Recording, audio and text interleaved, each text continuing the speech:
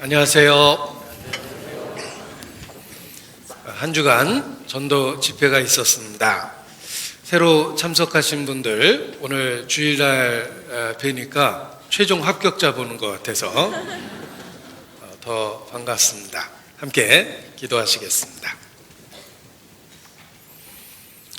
우리 가운데 역사하시는 거룩하신 아버지 하나님, 소망 없었던 저희를 예수 그리스도 안에서 구원해 주시고 우리의 모든 죄를 용서하시며 하나님의 자녀 삼아 주신 것 주님께 감사 찬양을 드립니다. 또 오늘까지 변함없이 주의 이름을 부를 수 있도록 우리를 붙잡아 주시고 보호하시며 양육해 주시는 은혜도 저희가 알고 더욱 주께 감사 찬양을 드립니다. 우리에게 주어진 매일의 삶이 주께서 주신 은혜요 또한 기회라는 것을 일깨워 주심으로 영원한 것을 위해서 매일의 삶을 심을 수 있도록 주님 주관해 주시고 도와주시기를 주님께 부탁을 드립니다.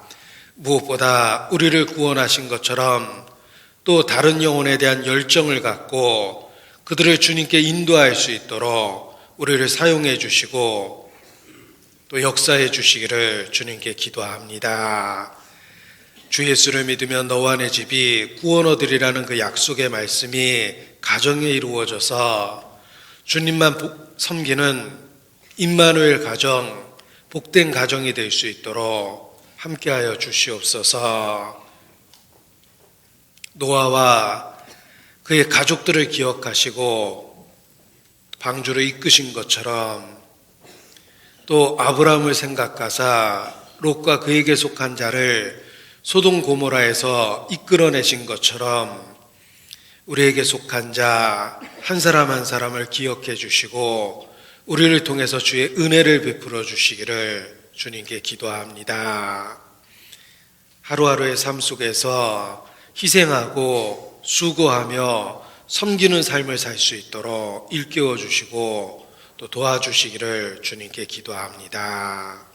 이 시간 세상 끝날까지 우리와 함께 하시겠다는 약속의 말씀을 붙잡고 의지합니다. 성령의 감동과 감화하심으로 함께하여 주시고 주의 진리로 변화를 주시며 더욱더 생명을 부어주시기를 주님께 간구합니다. 우리 모두에게 그리스도 안에서 긍휼을 베풀어 주시고 주의 은혜를 더하여 주시옵소서. 또 이 시간 병상에 고통 가운데 있는 분들, 또 신앙에 핍박을 받고 있는 모든 분들 주님이 친히 위로해 주시고 그 모든 고난으로부터 견딜 수 있도록 도와주시고 또 이끌어내 주시기를 주님께 부탁을 드립니다. 하나님의 영광을 우리 모두에게 나타내 주시옵소서. 고마우신 우리 구주 예수님 이름으로 기도합니다. 아멘. 네, 성경 요한복음 5장 39절 말씀을 보시겠습니다.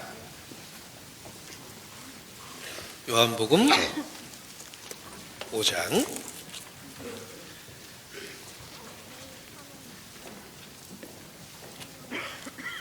39절 5장 39절 함께 읽겠습니다. 너희가 성경에서 영생을 얻는 줄 생각하고 성경을 상고하거니와 이 성경이 곧 내게 대하여 증가하는 것이로다.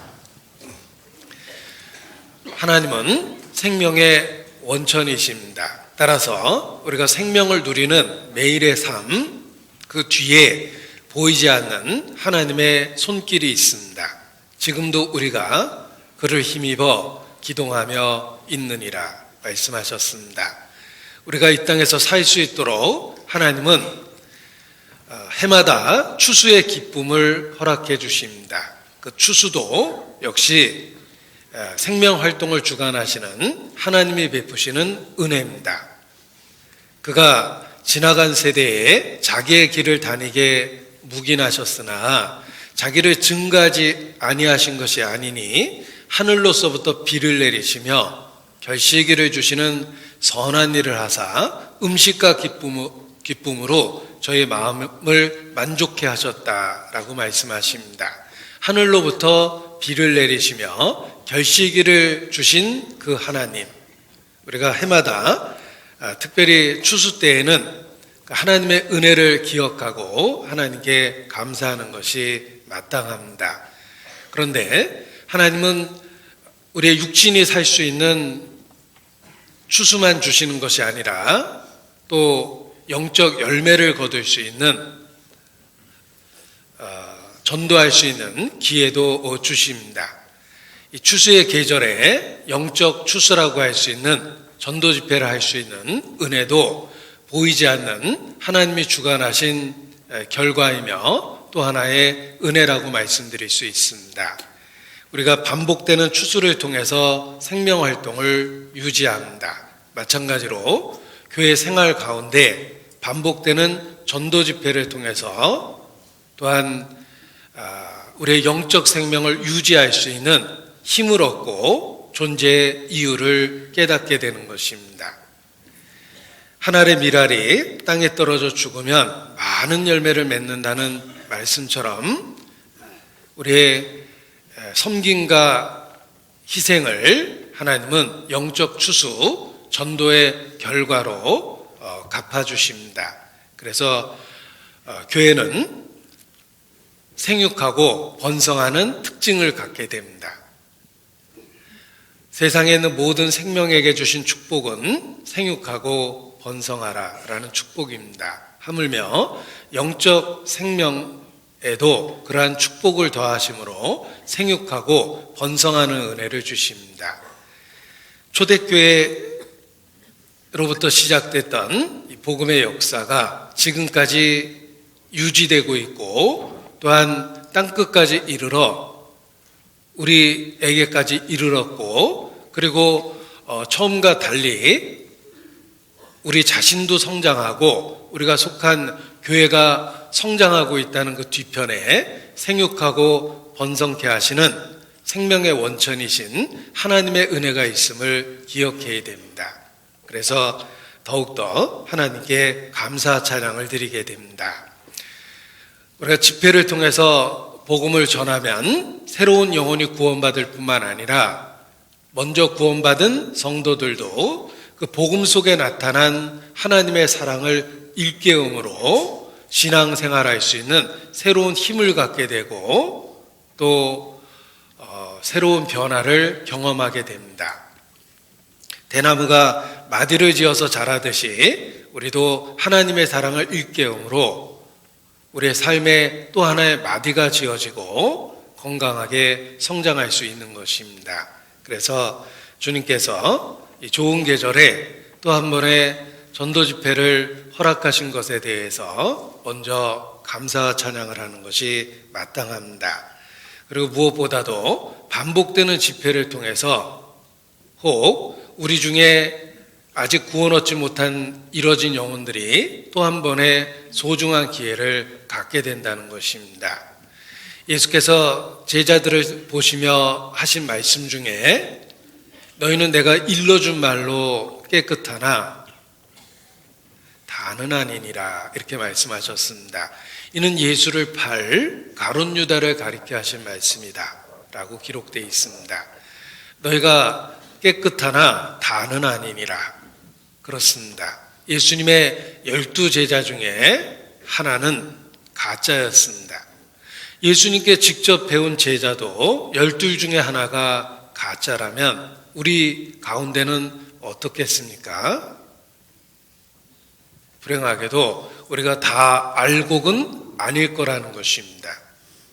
알곡 중에 가라지가 있습니다. 곡식 중에 쭉정이가 있습니다. 의인 중에 악인이 있습니다. 양떼의 무리 속에 섞인 염소가 있습니다. 좋은 물고기 가운데 나쁜 물고기가 섞였습니다. 아마도 이 시간 예수께서 이 가운데서 말씀하신다면 같은 말씀을 하실 것입니다. 너희는 내가 일러준 말로 깨끗하나 다는 아니니라 라고 틀림없이 말씀하실 것입니다. 따라서 우리 자신이 먼저 자기 자신을 살피고 믿음에 있는가 확증하는 것이 필요합니다. 성경은 끊임없이 경고하고 있기 때문에 그렇습니다. 너희는 돌아보아 하나님의 은혜에 이르지 못하는 자가 있는가 두려워하라고 우리에게 경고하셨습니다. 너희는 서로 돌아보아 하나님의 은혜에 이르지 못하는 자가 있을까 두려워하라. 우리 시대가 더욱 그렇습니다. 그래서 먼저 말씀 가운데 자신을 살피고 그리고 자신의 구원 문제를 확증하며 또 다른 영혼을 살펴보는 것이 필요합니다. 우리가 비행기를 타면 그 비상사태 시의 대처 행동에 대해서 광고를 합니다. 비행기가 비상 상황에 빠지면 먼저 예를 들면 그 호흡기가 보조 호흡기가 그 비상 상황 시에 이렇게 뚝 떨어지는데 옆에 아무리 사랑하는 사람이 있다 하더라도 그 사람을 먼저 채워주는 게 아니라 자기 자신부터 채우라고 권고를 합니다. 먼저 자기가 호흡이 정상이 돼야 다른 사람을 계속해서 돌봐줄 수 있기 때문에 그렇습니다. 그래서 먼저 자신이 그 보조 호흡기를 차고 그리고 옆에 있는 사람을 도와주라고 이렇게 권고를 합니다. 영적으로도 그렇습니다. 자기도 잘못 가면서 또 다른 잘못 가는 사람을 인도할 수는 없습니다. 따라서 우리 자신을 먼저 살펴보고 그리고 다른 사람을 살펴보는 것이 필요합니다. 그래서 전도 집회는 반복적이지만 무엇보다도 내 자신을 위한 것이다 라는 것을 먼저 일깨우는 것이 필요합니다. 한 주간 여러 곳에서 많은 지체들이 희생하고 섬기고 봉사했기 때문에 또 한 번의 영적 추수를 할 수 있었습니다. 하나님께 감사드리고 또 보이지 않는 곳에서 수고한 많은 지체들을 우리가 서로 격려하는 것이 필요합니다. 우리가 집회 때마다 꼭 읽는 그러한 성경 구절을 오늘의 본문으로 택했습니다. 학자들은 성경 기록 방식을 연구하며 성경에 기록된 특징이 있다. 그 중에 하나가 집약적 계시의 원칙이다. 이렇게 표현을 합니다. 중요한 내용을 한 문장 속에 요약해서 담아 놓으셨다는 것입니다. 그래서 성경을 읽으면 무엇이 중요한지 끊임없이 확인하고 일깨울 수 있다는 것입니다. 성경에 기록된 방식 중에 하나입니다. 집약적 계시의 원칙. 한 구절 또는 한 장을 통해서 핵심적인 내용을 요약해서 정리하는 것입니다. 이 요한복음 5장 39절도 집약적 계시의 원칙에 해당하는 대표적인 구절입니다. 짧은 구절 속에 마치 수학의 공식처럼 핵심적인 내용을 담아 놓으셨다는 것입니다. 내가 성경에서 영생을 얻는 줄 생각하고 성경을 상고하거니와 이 성경이 곧 내게 대하여 증가하는 것이로다. 짧은 문장 속에 우리가 믿는 핵심적인 내용이 들어 있습니다. 너희가 성경에서 영생을 얻는 줄 생각하고 성경을 상고하거니와. 기독교는 객관적으로도 체계 종교다라고 이야기합니다. 국가는 헌법 위에 세워졌고 법을 통해서 유지되는 것처럼 기독교라는 진리도 성경 위에 세워졌고 성경을 통해서 유지되고 있다는 것입니다. 그래서 학자들도 객관적으로 기독교를 체계 종교다라고 이야기합니다. 예수께서도 사탄의 시험을 물리치실 때 기록되었을 때라는 하나님의 말씀을 통해서 사탄의 시험을 이겨냅니다. 예수께서 초자연적인 기적으로 사탄의 시험을 이겼다면 우리는 사탄의 시험을 이길 방법이 없습니다. 우리는 초자연적인 기적을 일으킬 수 없기 때문에 그렇습니다. 그런데 예수께서 사용하신 영적 무기는 기록되었을 때라는 하나님의 말씀입니다. 따라서 우리도 동일한 하나님의 말씀을 통해서 사탄의 시험을 이겨낼 수 있다는 것입니다. 우리도 말씀을 붙잡고 잘못된 것을 드러내고 올바른 것을 붙잡고 올바른 길로 계속해서 걸어갈 수 있습니다. 주의 말씀은 내 발의 등이요 내 길의 빛이니이다. 빛을 통해서 길을 분별하고 그 길로 걸어가는 것처럼 하나님의 말씀이 우리의 갈 길을 가르쳐 보이십니다. 그래서 우리가 하나님의 말씀을 소중히 여기고 가장 큰 영적 보화로 여기는 것이 마땅합니다. 다윗도 고백하기를 주의 말씀의 맛이 내게 어찌 그리 단지요 내 입에 꿀보다 더하니이다 라고 고백합니다. 우리도 하나님의 말씀을 소중히 여기는 그러한 마음이 필요합니다. 우리의 믿음이 바로 성경 위에 세워져 있기 때문에 그렇습니다. 그런데 성경은 꽤 두꺼운 책입니다. 66권입니다. 1189장입니다. 수천 명의 등장인물이 있습니다. 사건과 이야기가 가득합니다. 그러나 이렇게 두꺼운 성경책은 단 하나의 주제를 우리에게 증거합니다. 바로 예수 그리스도입니다. 예수님은 성경의 핵심을 분명하게 선포하셨습니다. 이 성경이 곧 내게 대하여 증거하는 것이로다. 성경 66권 모든 장과 절은 한마디로 예수님에 대한 이야기입니다. 우리가 이순신 장군에 대한 책을 읽었다고 가정해 보죠. 꽤 두꺼운 이순신 장군의 책을 읽었습니다. 자, 이순신 장군에 대한 책을 읽었다면 어떤 페이지, 어떤 사건, 어떤 등장인물이 나와도 틀림없이 이순신 장군과 관련이 있을 것입니다. 왜냐하면 이 책은 이순신 장군에 대한 책이기 때문에 그렇습니다. 성경이 그렇습니다. 성경은 예수 그리스도에 대한 이야기입니다. 어떤 사건이 있든 어떤 등장인물이 나오든 다 예수님을 직접 간접적으로 증거하기 위해서 그 이야기가 인용되고 기록되었다는 것입니다. 그래서 예수 그리스도를 성경을 통해 발견하게 되면 모든 말씀이 이해되고 깨달아지기 시작하는 것입니다.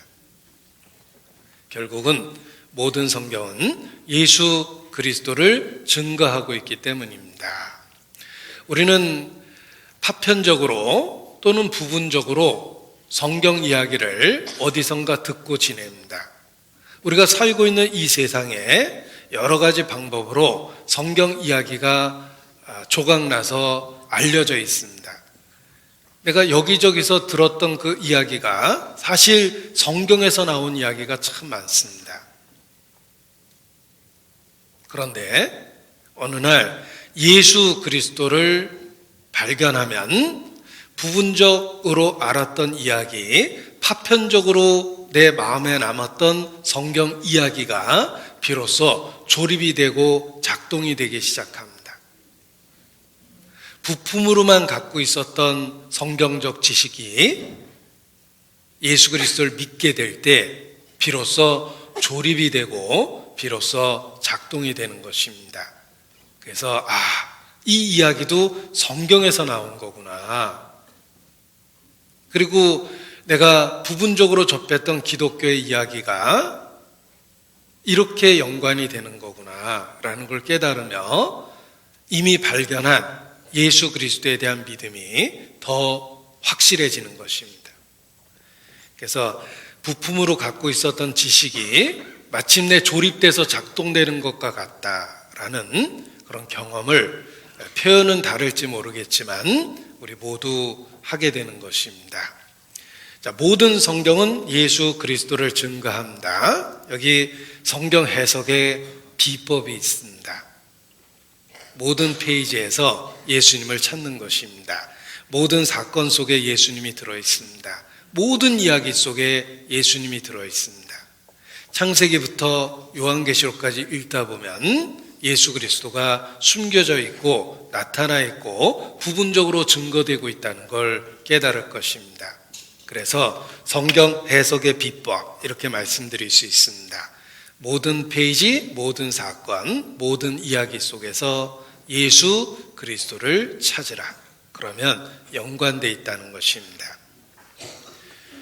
서양 사람이 만든 표어입니다. Jesus is the answer. 예수가 답이다.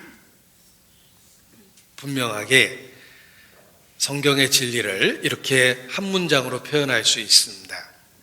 우리가 성경을 통해서 발견하는 진리는 예수께서 길이요 진리요 생명이라는 것입니다.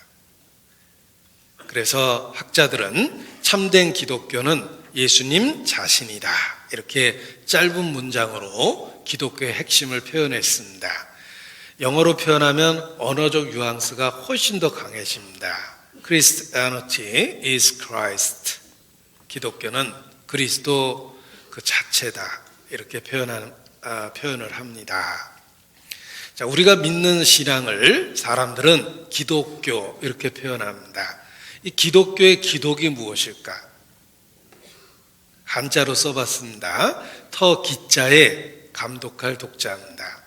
한자로 썼지만 뜻이 해석되지는 않습니다. 그 이유는 그리스도라는 외국어를 한문으로 음만 따서 번역했기 때문에 그렇습니다. 음역입니다. 그리스도라는 외국어를 음을 따서 한문으로 번역하니까 기독교 이렇게 된 겁니다. 이 기독이라는 말은 결국 그리스도라는 말을 음역한 겁니다. 자, 우리는 예수님을 그리스도라고 믿습니다. 따라서 예수교, 그리스도교, 기독교 이게 다 같은 말입니다. 어떤 분은 난 사과는 좋아하는데 애플은 너무 싫어 이렇게 말씀하시는데 코미디의 재료입니다. 애플이 사과라는 의미이기 때문에 그렇습니다. 나는 아내는 정말 사랑하는데 와이프는 너무 싫어. 이것도 이상하죠? 와이프라는 말이 아내라는 뜻이기 때문에 그렇습니다.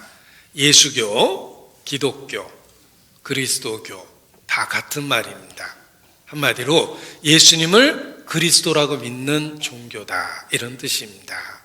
그래서 우리가 믿는 신앙을 사람들은 기독교라고 표현하는데 이것은 우리의 믿는 내용의 핵심을 이해할 수 있는 표현입니다. 우리는 그리스도를 믿습니다. 구세주를 믿습니다.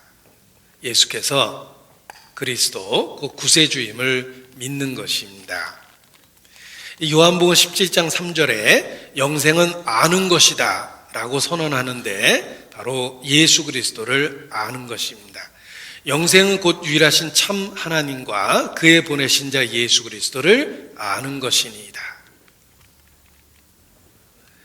예수께서 그리스도라는 걸 아는 것, 이것이 영원한 생명을 얻는 방법입니다. 예수께서 대답하여 가라사대 내가 만일 하나님의 선물과 또 내게 물 좀 달라 하는 이가 누구인 줄 알았더라면 내가 그에게 구하였을 것이요 그가 생수를 내게 주었으리라. 누구인 줄 알았더라면 예수님이 누구인 줄 아셔야 됩니다. 예수님은 그리스도입니다. 구세주입니다. 하나님의 아들이십니다. 그분이 누군지 알았다면 그분에게 구하였고 그분은 우리에게 생명을 얻는 생수를 주었을 것입니다. 인자는 사람의 아들이란 뜻이며 예수께서 지상에 계실 때 인자라는 표현을 자기에게 사용하셨습니다. 구약 성경에 예언된 메시아의 표현, 그리스도를 가리키는 또 하나의 표현입니다. 인자가 세상에서 죄를 사하는 권세가 있는 줄 너희로 알게 하려 하노라. 알게 하셨기 때문에 우리가 알게 된 겁니다. 예수님은 자신이 죄를 용서하는 권세가 있다는 걸 알게 하기 위해서 많은 병든 자를 고치셨습니다. 그분이 그러한 권세가 있다는 것을 능력으로 보여주신 겁니다. 그래서 죄를 사하는 권세가 있는 줄 알게 하기 위해서 중풍병자에게 말씀하시되 일어나 내 침상을 가지고 집으로 가라 이렇게 말씀하셨습니다. 자, 예수님은 그리스도입니다. 구세주입니다. 죄를 사하는 권세를 갖고 계십니다. 이 소크라테스의 고백에도 나옵니다. 신은 인간을 사랑한다. 대자연을 보라. 신이 인간을 얼마나 사랑하는지 대자연 속에 여러 곳에 증거가 보이지 않는가. 우리를 사랑하시는 그 신은 틀림없이 우리의 죄를 해결해 주시려고 할 것이다. 그러나 법을 지켜야 되는 그 신이 도대체 어떻게 우리의 신을 해결해 주실지 그 방법은 모르겠다라는 표현을 했습니다. 진리를 평생 추구했던 소크라테스의 고백 속에도 나오는 것처럼 도대체 인간이 그 죄를 어떻게 해결할 수 있을까? 신은 틀림없이 해결해 주려는 사랑을 갖고 있을 텐데 법을 지켜야 되는 신이 과연 인간을 어떻게 구원해 줄지는 모르겠다라는 고백을 합니다. 이것이 인간 철학의 한계였습니다. 우리가 상상할 수 있는 생각의 한계였습니다. 소크라테스가 몰랐던 건 하나님이 직접 육신을 갖고 이 땅에 오셔서 우리의 죄를 담당하시고 대신 죽으심으로 죄를 해결할 것이라는 그 하나님의 놀라운 은혜에 대한 지식이 없었던 것입니다. 부처님의 고백도 마찬가지입니다. 부처님이 할 수 없다고 고백한 삼불이라는 게 있습니다. 세 가지 불가능한 게 있다. 그 중에 하나가 죄를 해결하는 것은 불가능하다라는 고백을 하십니다. 부처님이 어느 날 길을 가는데 한 사람이 심각한 얼굴로 다가와서 품속에서 시퍼런 칼을 꺼내서 앞에다 딱 내려놓더랍니다. 부처님이 깜짝 놀라셨습니다. 무슨 일이냐고 물어보니까 그가 말하기를 저에게는 원수가 있습니다. 저는 그 원수를 갚기 위해서 평생 칼을 품고 원수를 찾아다녔습니다. 그런데 그 원수를 막 찾아냈습니다. 어떡할까요? 부처님이 웬만하면 용서해 주라고 한참 이야기를 하셨는데 아무 대답도 없이 칼을 다시 품에 들고 달려가더니 부처님이 보는 앞에서 그 원수를 사정없이 도륙했답니다. 끔찍한 살해 현장을 목격했습니다. 충격을 받으셨죠? 사람의 죄는 반드시 보응을 받는다. 시간이 흘러도 그 죄를 해결할 방법은 없다라는 깨달음을 갖게 됩니다. 그래서 부처님이 할 수 없다고 고백한 것 중에 하나가 바로 죄를 해결하는 방법은 없다라는 것입니다. 그것이 인간의 한계입니다. 그런데 사람은 할 수 없으되 하나님은 하실 수 있느니라 예수께서 말씀하셨습니다. 소크라테스가 이해 못했던 죄를 해결하는 방법, 부처님도 동일한 고백을 했습니다. 그런데 예수님은 죄를 사하는 권세를 갖고 계십니다. 어떻게? 하나님 자신이기 때문에 그렇습니다. 하나님은 입법자와 재판자입니다. 죄싹은 사망이라는 법도 하나님이 만드셨습니다. 그 죄를 해결하는 방법도 입법자여 재판자이신 하나님이 만드셨습니다. 그것이 바로 대속법이라는 거예요. 죄 없는 사람이 대신 죽음으로 그 죄를 용서받을 수 있다는 법을 입법자인 하나님 자신이 만드시고 하나님이 직접 사람이 돼서 이 세상에 오셨습니다. 그리고 인간의 죄를 담당하고 죽으시기로 결심했기 때문에 예수님만이 죄를 사하는 권세를 갖고 계시는 것입니다. 우리는 성경을 통해서 예수께서 죄를 사하는 합법적인 권세가 있음을 발견하게 됩니다. 그래서 그리스도 우리를 죄로부터 구원해주는 구세주라고 믿는 것입니다. 다시 보시겠습니다. 인자가 세상에서 죄를 사하는 권세가 있는 줄 너희로 알게 하려 하노라. 오직 예수님만이 죄를 합법적으로 사할 수 있는 권세를 갖고 있다는 것입니다. 그래서 그리스도라고 부르는 겁니다. 구세주라는 의미를 갖고 있는데 이 그리스도라는 말은 헬라 말입니다. 이걸 히브리 말로 바꾸면 메시아라고 번역하고 이 메시아라는 말은 기름 부음을 받은 자라는 뜻입니다. 그래서 영어로는 the anointed라는 어려운 단어를 쓰는데 직역을 한 겁니다. 기름 부음을 받은 자. 이것이 메시아, 곧 그리스도입니다. 하나님이 직분을 주실 때는 성령을 상징하는 기름을 부어서 직분을 주십니다. 하나님이 직접 주시는 직분은 구약 성경에 세 가지입니다. 하나님이 직접 주시는 직분은 구약 성경에 세 가지가 나타나는데 제사장, 선지자, 왕입니다. 이러한 직분은 너무나 영광스러운 것이기 때문에 사람에게는 이것을 한 번에 다 주시지 않습니다. 그래서 왕은 제사장이 될 수 없고 제사장은 왕이 될 수 없습니다. 각각 따로따로 갖고 있는 직분입니다. 사울이 왕이 되니까 교만해져서 야, 뭐 꼭 기다려야 돼? 우리가 직접 하지. 직접 제사를 드렸습니다. 그래서 하나님께 버림을 받게 됩니다. 교만했기 때문입니다. 이러한 직분은 사람은 한 번에 가질 수 없습니다. 오직 그리스도만이 세 가지 직분을 한 번에 가질 수 있는 겁니다. 예수님입니다. 예수님은 바로 선지자며 제사장이며 왕이십니다. 그래서 제가 화면을 통해 다시 보여드리겠습니다. 이것을 그리스도의 삼중 직분이라고 이야기합니다. 중자가 써 있는 것은 세 가지를 겹쳐서 갖고 있다는 뜻입니다. 선지자, 제사장, 왕이십니다. 이것이 구약 성경을 통해서 요약되는 진리입니다. 시험에 나올 만하죠. 천국에 시험 봐서 들어가면 본고사에 꼭 나올 겁니다. 우리나라 사람은 입시를 치렀기 때문에 시험에 나온다고 해야지만 기억을 하기 때문에 제가 시험에 나온다고 말씀을 드렸습니다. 본고사에 나올 겁니다. 다음 중 그리스도의 직분이 아닌 것은 1. 선지자, 2. 제사장, 3. 왕, 4. 목사님. 몇 번입니까? 답을 아시겠죠? 자, 선지자는 하나님의 말씀을 우리에게 전달해 주는 역할을 합니다.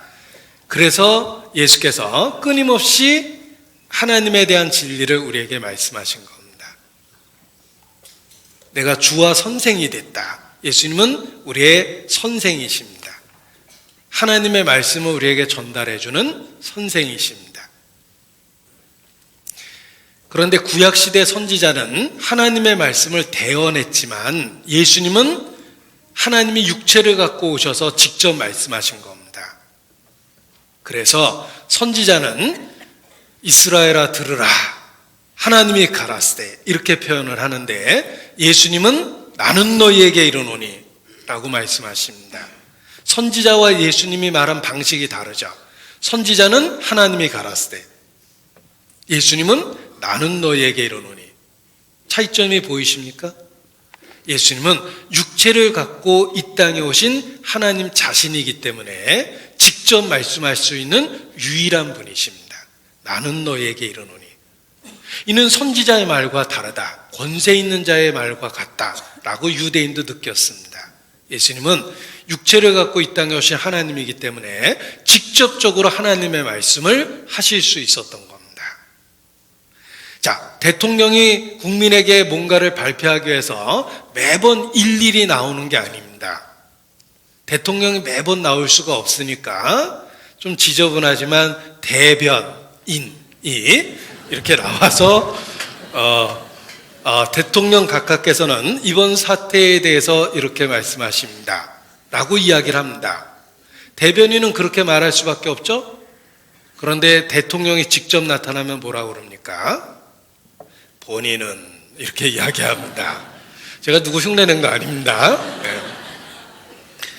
예수님은 하나님이시죠. 그러니까 나는 너희에게 이르노니 이렇게 말씀하신 거예요.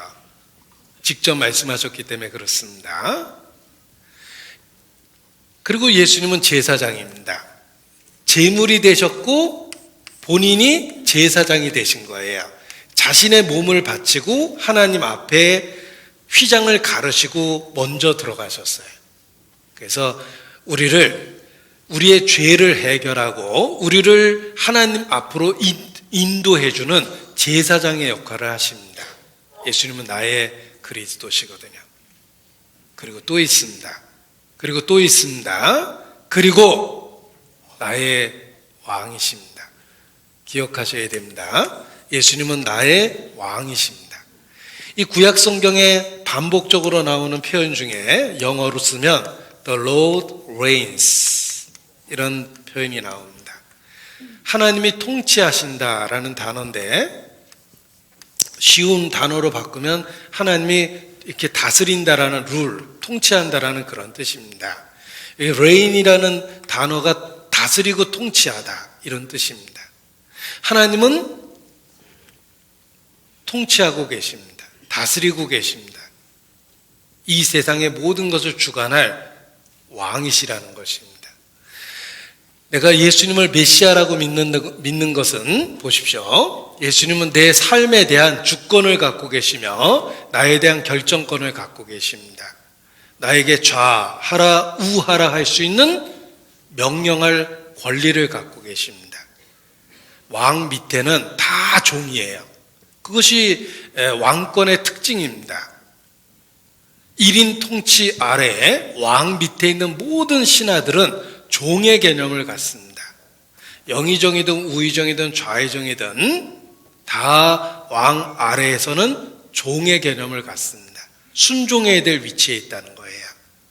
예수님은 나의 왕이십니다. 내 삶에 대해서 좌하라 우하라 할 수 있는 결정권을 갖고 계세요.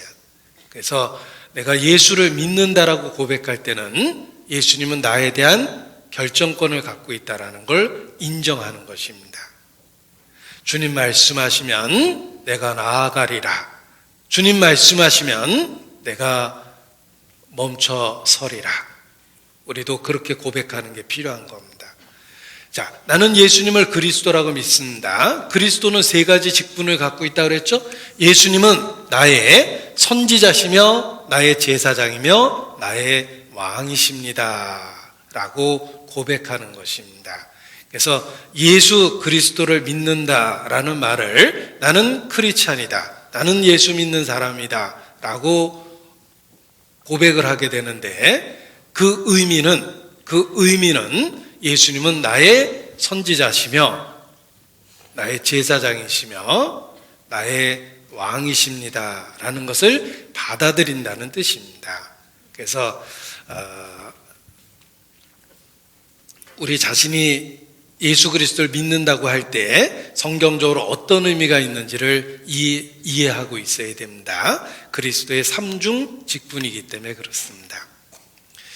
자, 웨스터민스터 소요리 문답이라는 게 있습니다. 여기 한글로 써놓으면 소를 요리했다 이렇게 받아들이는데 먹방인가 보다 이렇게 생각하면 안 됩니다. 한자로 쓰면 이렇게 씁니다.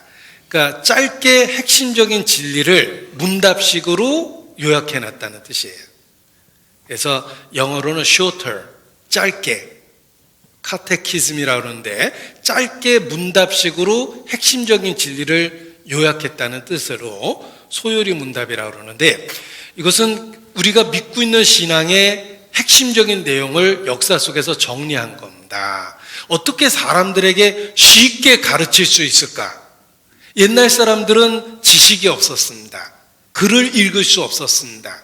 소수가 글을 읽었습니다. 따라서 학문이 없는 대중들에게 어떻게 예수님을 쉽게 전해줄 수 있을까? 질문과 답변 형식으로 가르치자. 원래 최고의 교수법은 질의응답이라고 그럽니다. 질문을 해서 상대방이 어느 정도 알아듣고 있는지 확인을 하고 가르치는 게 좋은 방법입니다. 그래서 문답식의 가르침을 택하고 핵심적인 진리를 요약했습니다. 그걸 소요리 문답이라고 그러는데 이 종교개혁 이후 영국의 웨스터민스터라는 교회당에서 개신교 대표들이 모여서 우리가 믿고 있는 진리를 쉽게 가르칠 수 있도록 아이들에게도 가르칠 수 있도록 요약을 한 겁니다. 그런데 이게 쉽게 만들어지지 않은 것이 여기 써 있는데 1643년부터 1163번을 모였는데 5년 6개월 동안 모였고 151명의 대표들이 모인 겁니다. 굉장히 많은 노력이 기울여진 거죠. 그런데 151명의 대표들이 모였는데 당시 존경받는 기독교 지도자들이 모인 것입니다. 그 151명 중에 장애가 없는 사람은 거의 없었대요. 장애가 있었습니다. 왜 장애가 있었냐면 끔찍한 핍박 기간을 그들이 견뎠기 때문입니다. 예수님을 믿는다는 이유로 그들은 재산을 빼앗기고 고문을 당하고 감옥에 갔습니다. 고대의 감옥은 늪지대 같은 그 쓰지 않는 땅에다 만들었기 때문에 감옥 안으로 물이 흘렀답니다. 늘 발이 물에 담겨져 있어야 돼요. 여러분 24시간 내내 이 쇠고랑을 차고 물속에 발이 담겨져 있으면 어떻게 됩니까? 썩을 수밖에 없어요. 그들은 다 장애가 있었어요. 무슨 뜻입니까? 환난을 견뎌낼 만큼 그들의 신앙은 확실했다예요. 우리 시대는 신앙 때문에, 종교 때문에 권력을 얻고 부를 얻습니다. 그러니까 자식에게 그걸 물려주고 욕심이 생겨서 교회당도 세습하는 거예요. 종교를 통해서 권력과 부를 얻으니까 타락했습니다. 그러나 그 시대에는 종교 때문에 모든 걸 잃었어요. 따라서 그들의 신앙이 참될 수밖에 없습니다. 그들은 자신이 믿는 신앙을 위해서 모든 걸 포기했기 때문입니다. 그런 사람들이 모여서 핵심적인 진리를 요약했으니까 믿을만 하죠. 요즘에 기독교 대표들을 모아놓으면 네로 신화 같은 몸매로 나타납니다. 저도 그 종류에 속하니까 죄송한데 이렇게 해서 나타나죠. 요즘에 기독교 대표들은 네로 신화 모아놓은 것 같다라고 이야기해요. 권력과 부를 누리기 때문에 그렇습니다. 그런데 그 시대는 그렇지 않았다는 거예요. 핍박을 견뎌낸 시대입니다. 그 시대가. 6.25 때 이야기입니다. 조용히 숨어서 예배드리는 교회당에 갑자기 무장한 인민군이 나타나서 총을 공중에다 대고 이렇게 막 쐈대요. 사람들이 기겁을 했습니다. 그리고 니들 예수 믿냐 다 죽이겠다고 이렇게 총을 철커덕하고 겨눴습니다. 마지막 기회니까 안 믿는 것들이 있으면 나가라고 그러더래요. 몇몇 사람들이 다행이다 그러고 문으로 빠져나갔습니다. 이제 안 믿는 것들은 다 나갔나? 그러더니 총을 내려놓더니 진짜만 모였으니까 우리 예배합시다 그러더래요. 그래서 환란이란 단어가 영어로 tribulation인데 그 tribulation이라는 단어의 유래를 공부해 보면 로마 시대의 농기구 중에 하나며 쭉정이를 이렇게 골라내는 농기구를 트리뷰레티오라고 그랬어요. 그래서 트리뷰레이션이라는 단어가 된 겁니다. 쭉정이를 걸러내는 도구가 환란이라는 거예요. 신앙 때문에 핍박을 받으면 거짓된 신앙은 금방 드러납니다. 이 웨스트민스터 소요리 문답은 핍박받은 사람들이 모여서 핵심적인 진리를 쉽게 전달해 주려고 요약을 했으니까 그 가치가 남다를 수밖에 없는 겁니다. 그 소요리 문답에 우리의 구원과 관련한 핵심적인 질문의 답입니다. 보십시오. 제 23문답입니다. 그리스도께서 같이 읽어보겠습니다. 그리스도께서 우리의 구속자로서 선지자와 제사장과 왕의 직분을 행하시되 낮아지셨고 높아지신 두 상태에서 하십니다. 이게 직독직해가 안 됩니다. 왜냐하면 핵심적인 내용을 모아놨기 때문에 한 번 읽어서 이해하기는 좀 어렵습니다. 보시죠. 더 어렵게 해드리겠습니다. 똑같은 말을 영어로 썼습니다. 원문에 뭐라고 됐는지 한번 제가 읽어보겠습니다. Christ as our Redeemer executes the offices of a prophet, of a priest, and of a king, both in his estate of humiliation and exaltation. 더 어려워졌죠? 다시 쉽게 해드리겠습니다. 훨씬 나아졌죠? 그래서 어려운 걸 경험해보면 더 쉽게 느껴집니다. 자, 그리스도께서 우리의 구속자가 되셨는데 세 가지 직분이 있다고 그랬죠? 선지자, 제사장, 왕의 직분을 행하십니다. 낮아지셨고 높아지신 두 상태에서 하십니다. 낮아지셨고 높아지셨습니다. 고난받으시고 영광받으셨습니다. 죽고 부활하셨습니다. 예수님이 하신 일의 핵심은 낮아지셨고 높아지셨어요. 동정녀 탄생, 본디오 빌라도에게 고난을 받으사 십자가에 못 박혀 죽으심, 이게 낮아지신 거예요. 그러나 죽은 자 가운데서 3일 만에 살아나시고 하늘에 오르사 전능하신 하나님 우편에 앉아 계시다가 저리로서 산자와 죽은 자를 심판하러 오십니다. 이게 높아지심이에요. 예수 믿는다라는 말에는 예수님의 낮아지심과 높아지심이 들어있고 고난과 영광이 들어있으며, 쉽게 표현하면 죽음과 부활이 들어있는 거예요. 예수는 우리 범죄함을 위하여 내어줌이 되고 우리를 의롭다 하심을 위하여 살아나셨느니라. 이게 핵심입니다. 예수님은 죽고 부활하셨습니다. 그래서 나의 그리스도가 되셨는데 나의 선지자시며 제사장이시며 왕이시 되신 거예요. 이것이 예수 믿는다라는 내용입니다. 이러한 내용을 우리가 성경 66권을 갖고 반복적으로 배워나가는 거예요.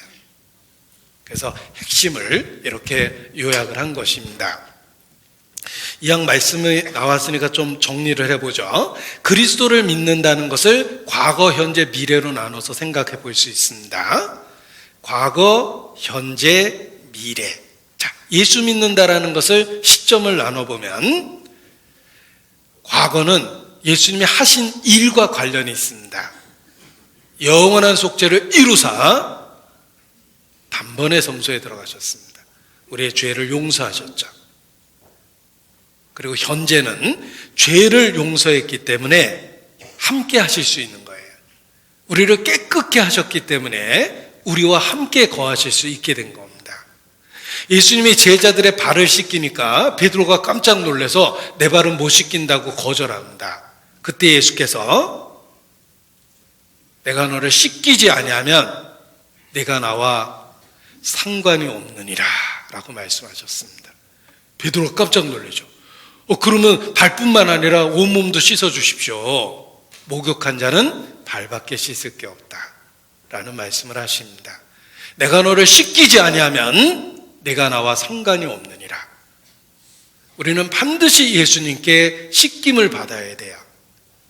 우리의 죄를 씻을 수 있는 방법은 피 흘림이 없은즉 죄사함이 없느니라. 그리스도께서 나 때문에 피를 흘리셨다는 걸 믿어야 됩니다. 그래서 성경의 놀라운 표현 중에 하나입니다. 피로 그 옷을 씻어 희게 하였느니라 라고 표현했습니다. 피로 씻으면 새빨개져야 되는데 영적으로는 더 하얘집니다.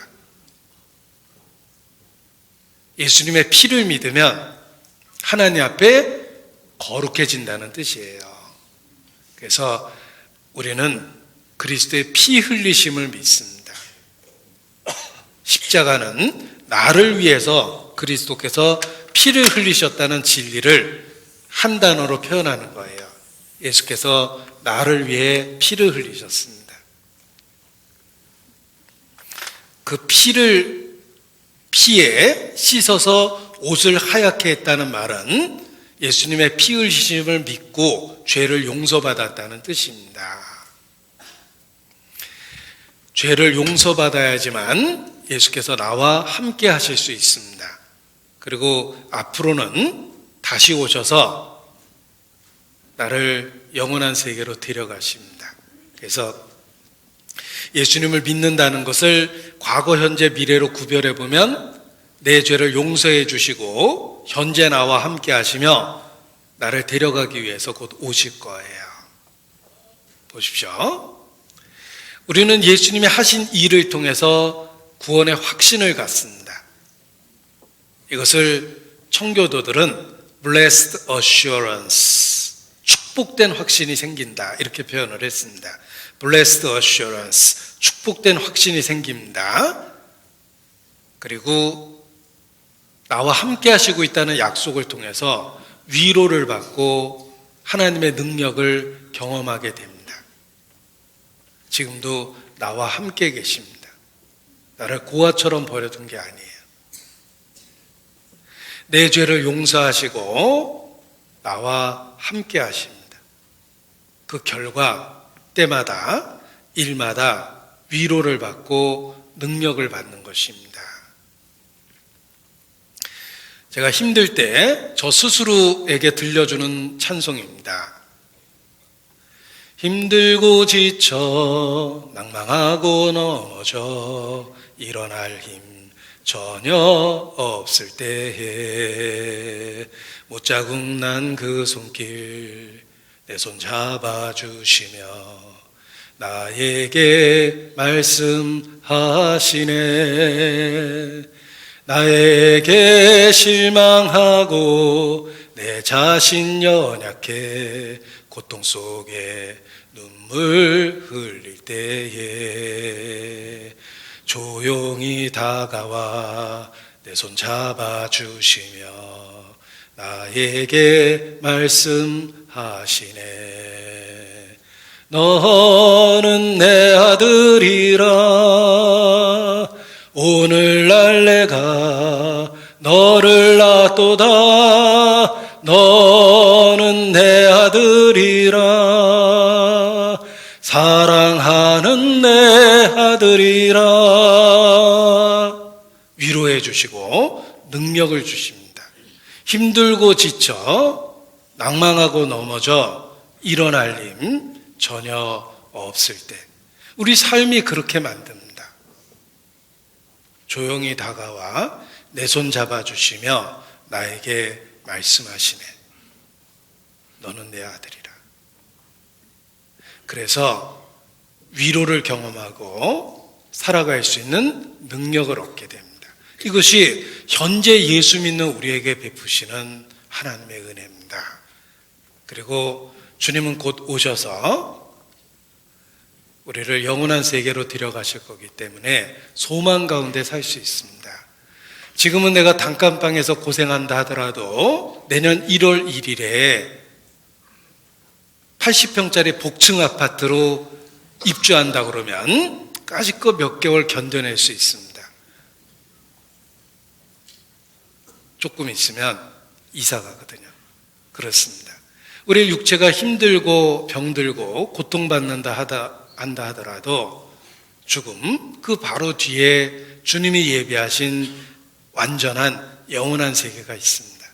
다시는 눈물이 없고 애통하는 것이 없고 곡하는 것이 없고 아픔이 없고 헤어짐이 없고 배반이 없고 그 완전한 세계로 나를 데려가십니다.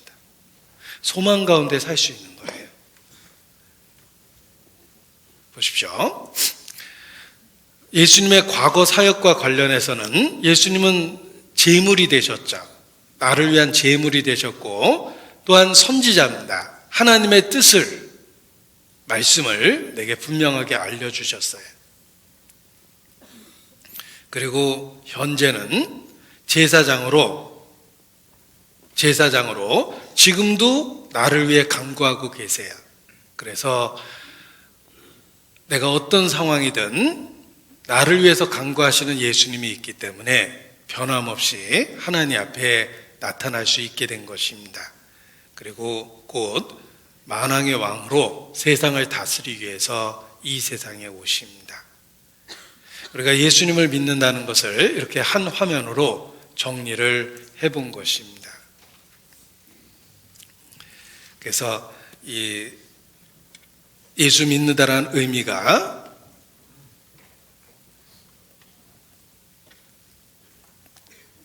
짧게 표현하면 예수 그리스도를 믿는다고 표현하지만 그 속에는 성경 전체를 통해서 그리스도가 갖고 있는 의미가 선지자, 제사장, 왕의 개념이기 때문에 그런 다중적인 의미가 있다는 걸 우리가 계속해서 배워나가게 되는 것입니다.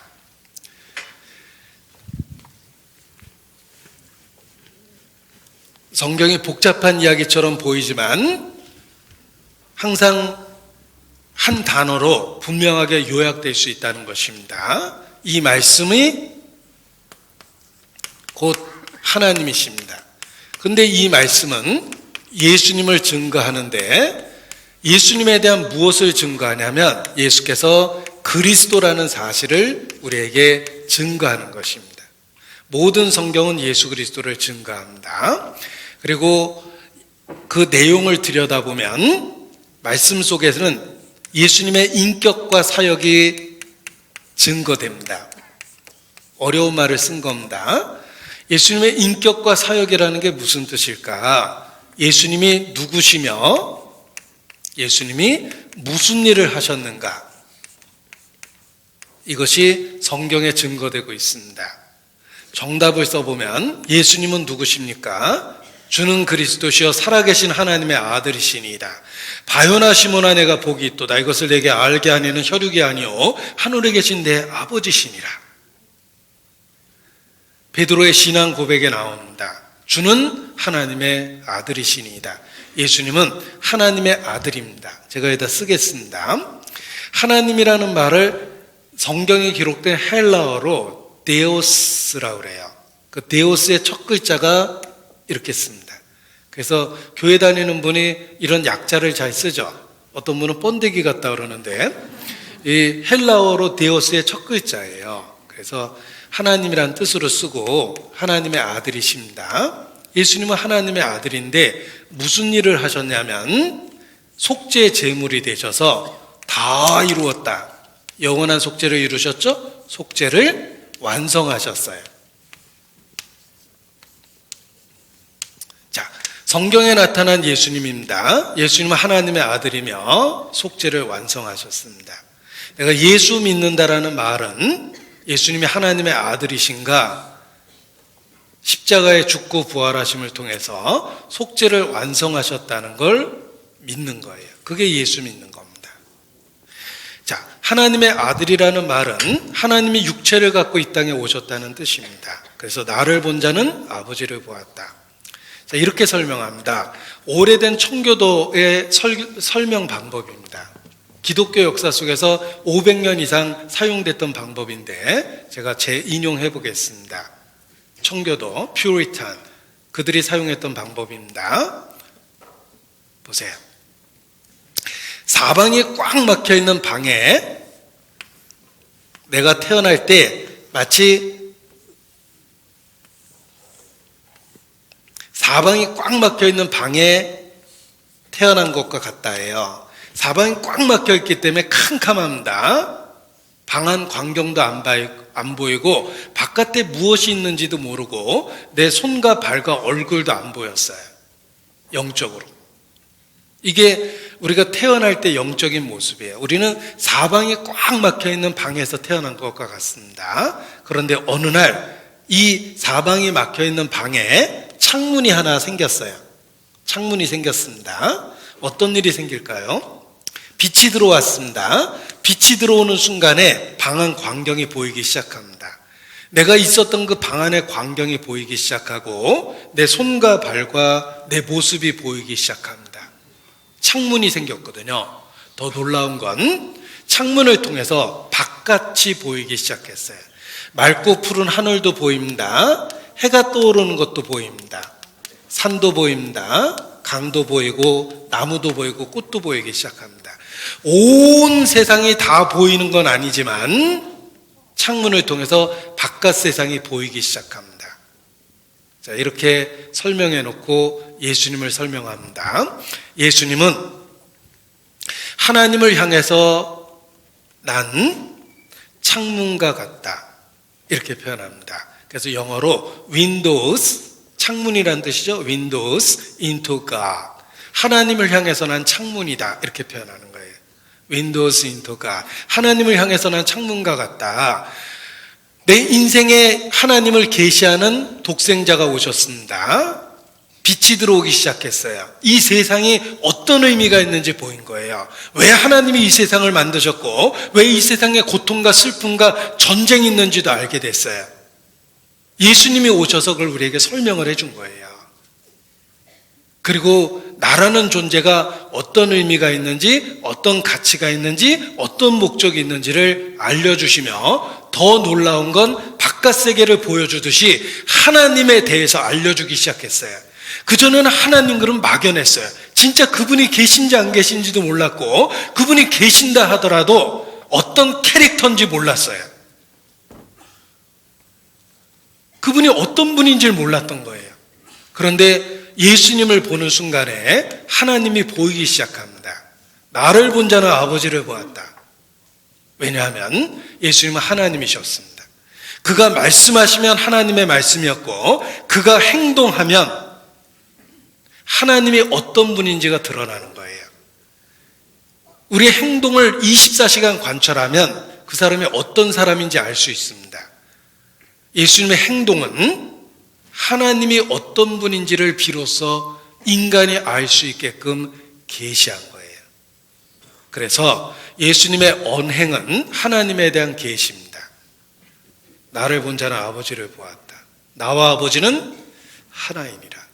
예수님이 말씀하시면 하나님의 말씀이요, 예수님이 행동하시면 하나님이 어떤 분인지가 계시된 거예요. 본래 하나님을 본 사람이 없으되 독생하신 하나님, 곧 독생자가 나타내셨느니라. 하나님이 어떤 분인지를 나타내신 거예요. 그래서 예수님은 하나님을 향해서 난 창문이다. 예수님을 통해서 세상에 빛이 들어왔고 세상에 의미가 드러났으며, 사람이 무엇인지 사람에 대한 사랑을 갖고 계신 하나님이 하나님에 대해서도 알려줬고, 인간을 열정적으로 사랑하시는 하나님에 대해서도 알려준 거예요. 그전에는 하나님이 우리를 죽일지 살릴지도 몰랐거든요. 도대체 하나님이 사람을 왜 만들었는지 나의 가치나 삶의 의미조차도 없었습니다. 그런데 예수님을 통해서 인간이 특별하다는 걸 알게 됐어요.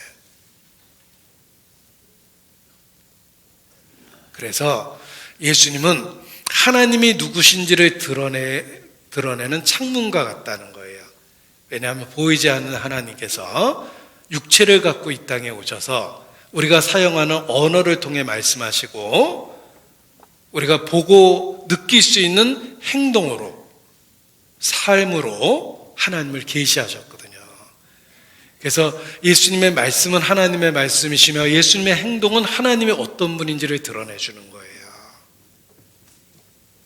하나님의 아들이라는 말이 그런 뜻입니다. 예수님은 육체를 갖고 이 땅에 오셔서 하나님을 우리에게 나타내 주셨던 것입니다. 그래서 자신이 천국문을 열었다고 주장하고 하나님의 나라를 나의 나라라고 주장하며 하나님을 믿으라는 말을 나를 믿으라는 말로 바꾸셨어요. 자기를 하나님과 동등으로 주장하셨습니다. 엄청난 주장을 한 거예요.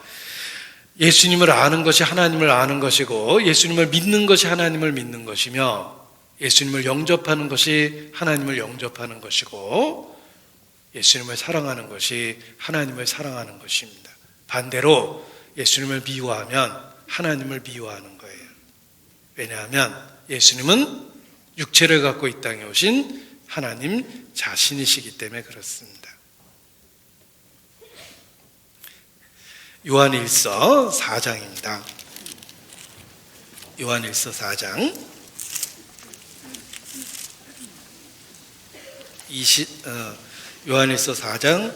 12절 성경 요한일서 4장 12절.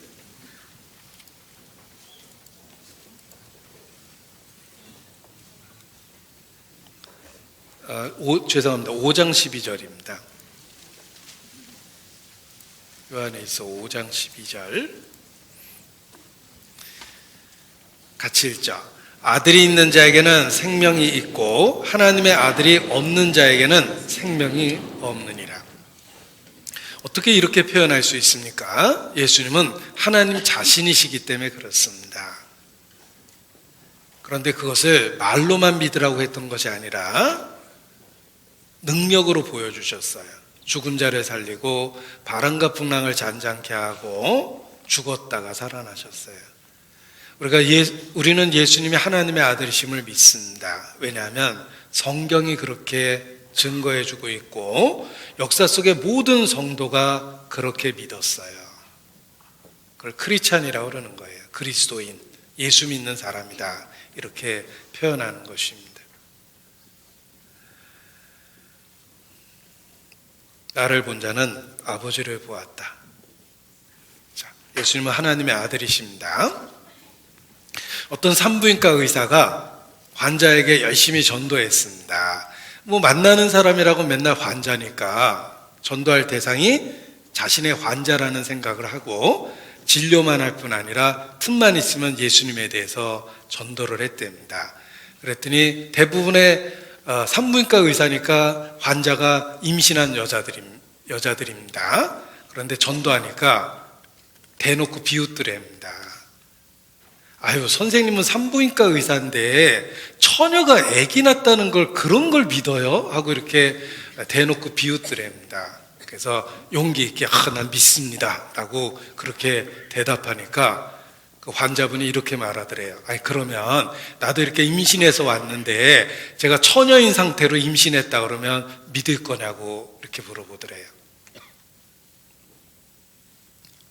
못 믿죠 라고 대답하니까 고보라고 내 말은 못 믿으면서 어떻게 성경은 믿냐라고 반문을 했습니다. 그때 산부인과 의사가 정말 지혜롭게 전도를 했습니다. 저는 당신이 처녀의 몸으로 잉태했다 그러면 산부인과 의사 입장에서 더더욱 못 믿습니다. 그러나 만약에 당신이 낳은 아이가 소경의 눈을 열고 오병이어의 기적을 행하고 바람과 풍랑을 잔잔케 하고 죽은 자를 살리고 그리고 죽었다 살아난다면 나는 그때 당신이 말했던 것처럼 당신이 처녀의 몸으로 아이를 가졌다는 걸 믿겠습니다. 내가 믿는 예수님은 말로만 하나님의 아들이 아니라 능력이 하나님의 아들이셨습니다. 이렇게 전도를 했습니다. 그렇습니다. 우리가 예수님을 하나님이라고 믿는 이 엄청난 사실은 성경이 증거하기 때문에 믿는 거예요. 예수님의 생애가 증거하고 예수님의 가르침이 증거하고 앞서간 모든 순교자가 증거하기 때문에 믿는 것입니다. 예수님은 육체를 갖고 이 땅에 오신 하나님이십니다. 그래서 성경에 있는 문장이기도 한데 제가 좋아하는 짧은 영어 문장이에요. 3단어로 이루어져 있는 짧은 문장입니다. God became flesh. 육체라는 뜻입니다. 하나님의 육체가 되셨다. 예수님이에요. God became flesh. 하나님의 육체를 갖고 이 땅에 오셨어요. 하나님의 아들이세요. 보이지 않는 하나님이 내가 만져보고 경험할 수 있는 모습으로 오신 거예요. 진리에 대해서 듣기만 하였는데 이제는 만져보고 느낄 수 있게 하신 거예요. 직접 이 세상에 오셨어요.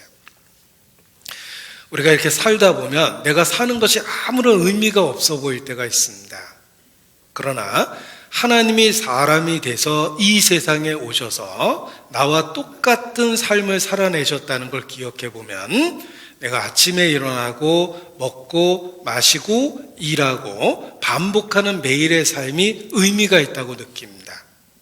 내가 걸어다니는 길가의 흙 하나도 돌멩이 하나도 길에 핀 꽃 한 송이도 나르는 새 한 마리도 다 의미가 있다는 걸 비로소 알게 돼요. 왜냐하면 하나님이 직접 이 세상에 오셔서 우리가 똑같은 삶을 살아내셨기 때문에 그렇습니다. 그 하나님이 나를 이 세상에 삶을 살게 하셨다면 나의 일상에도 틀림없이 뜻이 있다는 거예요. 계획이 있고 의미가 있고 목적이 있는 거예요. 자신이 이 세상에 오심으로 이 세상이 의미가 있다는 걸 확실히 알려주셨어요. 예수님은 육체를 갖고 오신 하나님 자신이셨습니다. 그런데 가이사의 왕으로 오셔도 현찬을 파네 이 우주를 다스리는 만왕의 왕이신 예수께서 당시 로마 제국 황제로 오셔도 현찬을 파네 나사렛 요셉 목수의 아들로 오셨어요. 자기를 얼마만큼 낮추셨는지를 보여준 거예요. 왕궁의 황제 아들로 태어날 수도 있잖아요. 그런데 가난한 목수의 가정으로 오셨습니다. 얼마나 자기를 낮추셨는지를 보여주는 거예요.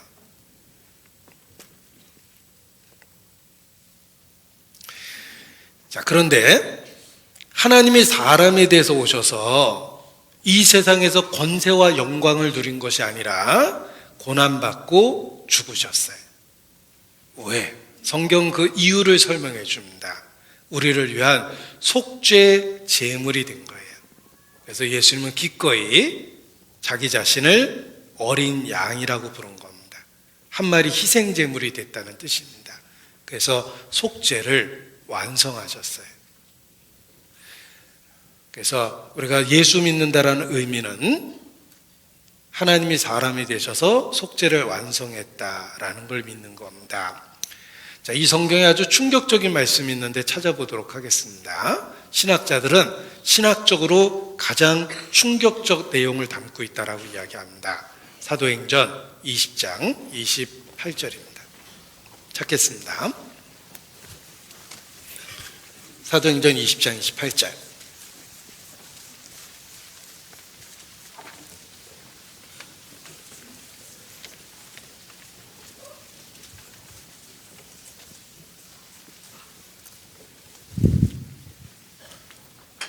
사도행전 20장 28절.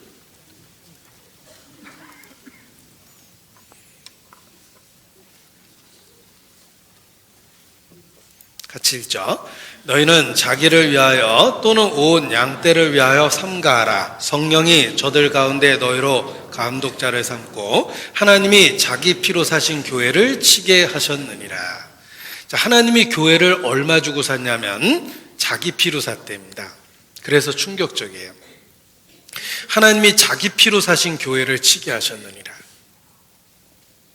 교회를 하나님의 피로 샀다고 표현했어요. 하나님이 자기 피로 사신 교회를 치게 하셨다. 어떤 물건의 가치는 얼마 주고 샀느냐라는 것 속에 가치가 드러납니다. 자, 이 컵이 10,000원 주고 샀으면 10,000원짜리입니다. 여기 아이패드 있는데 이거 100만 원 주고 샀는데 이거 100만 원짜리입니다. 얼마 주고 샀느냐가 얼마짜리냐는 뜻입니다. 하나님이 인간을 구원하실 때 양을 죽여서 구원했다면 인간이 구원을 받습니다. 구원은 받습니다. 하나님이 구원하시는데 당연히 구원을 받겠죠. 그러나 인간의 가치는 양을 죽여서 구원했다면 가치는 양값이에요. 별 가치가 없다는 뜻이에요. 만약에 인간을 개를 죽여서 구원했다면 인간의 가치가, 저는 차마 그런 표현 못합니다. 그런데 하나님이 자기 피로 구원했다는 말은 인간의 가치가 얼마나 가치 있고 의미 있는지를 보여준 거예요. 제가 어떤 분에게 열심히 전도했더니 끊임없이 비웃더라고요. 그래서 왜 그러냐고 물어봤더니 이렇게 말씀하셨어요. 뭐 예수 하나 죽었다고 난리냐. 역사 속에서 남을 위해서 죽은 사람이 한둘이냐. 이순신 장군도 나라를 위해서 죽고 유관순이라도 만세 부르다 민족을 위해서 죽고, 역사 속에서 남을 위해서 죽은 사람이 수도 없이 많은데 뭐 예수 하나 죽었다고 뭐 그렇게 그러냐라고 이렇게 말씀하셨어요. 제가 그분이 막 얘기하는 걸 들으면서 깨달았습니다. 예수님이 누군지 모르고 있는 거예요. 내가 잠잠하였더니 내가 나를 너와 같은 줄 생각하였도다. 예수님은 하나님 자신이셨어요. 하나님의 피로 인간을 구원한 겁니다. 그분이 모르고 있는 결정적 사실은 예수께서 누군지 몰랐던 거예요.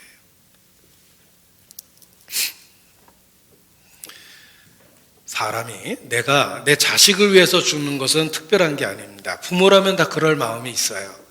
우리 아이가 심장병으로 죽어간다면 제가 망설이지 않고 1초도 망설이지 않고 의학적으로 가능하다면 심장 바꿔줄 거예요.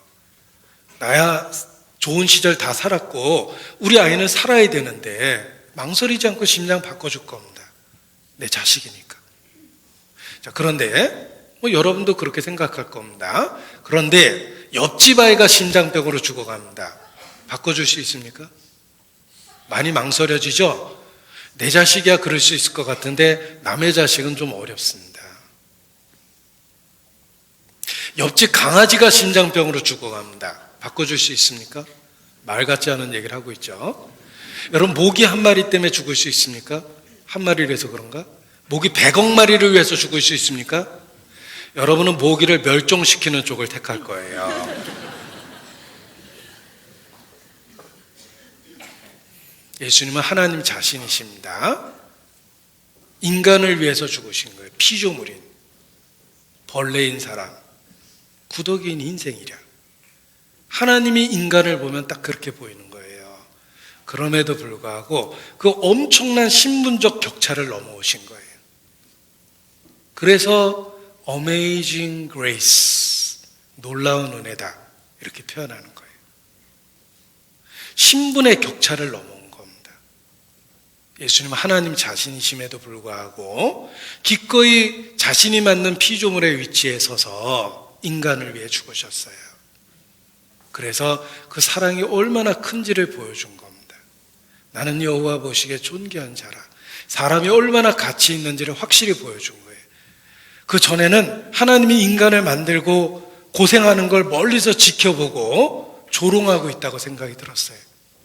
인간은 이토록 고생하는데 창조주가 멀리서 지켜보고 조롱하고 있다는 생각이 들었어요. 그래서 막연하나마 신에 대한 분노 속에 있었어요. 믿고 싶지도 않았어요. 그런데 그분이 육체를 갖고 이 땅에 오셔서 우리의 삶에 동참했다는 진리를 알게 됐어요. 진실성을 보여준 거예요. 인간을 얼마나 진실되게 다루고 있는지를 보여준 겁니다. 자, 이런 감동적인 이야기를 들었습니다. 아주 사이좋은 부부가 있었는데 어느 날 아내가 점점 시력을 잃어버리다가 결국은 시력을 완전히 잃어버렸어요. 그 절망하는 아내를 남편은 헌신적으로 도와주고 위로해 줬습니다. 그리고 다시 재활할 수 있도록 끊임없이 도와줬습니다. 매일 출근하는 길을 손을 붙잡고 그 아내가 일하는 곳에 데려다 주고 그랬대요. 그리고 꼭 데리러 오고, 아내는 남편의 헌신적인 사랑에 다시 적응하고 살게 됐습니다. 그런데 어느 날 남편이 여보, 이제 나 당신 데려다 줄 수 없으니까 혼자 가도록 해 라고 매몰차게 선언을 했습니다. 배반감을 느꼈답니다. 너무 분하고 너무 괘씸했답니다.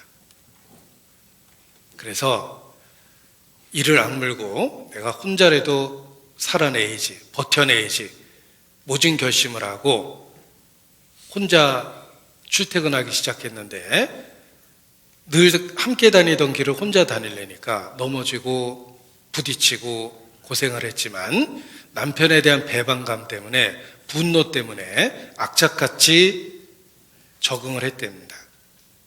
그래서 적응이 잘 돼가지고 혼자 일하러 다녔습니다. 그리고 부부 사이는 점점 멀게 느껴졌습니다. 근데 어느 날 출근해서 버스에 딱 탔는데 버스 기사가 그러더래요. 당신은 참 좋은 남편을 두셨군요. 왜요? 당신 남편이 매일매일 뒤따라서 같이 걸어오고 당신이 탄 버스를 향해서 출발할 때까지 손을 흔들고 있는데 참 좋은 남편을 두셨군요 라고 이야기를 했습니다. 그날 아내가 남편의 진심을 알았어요.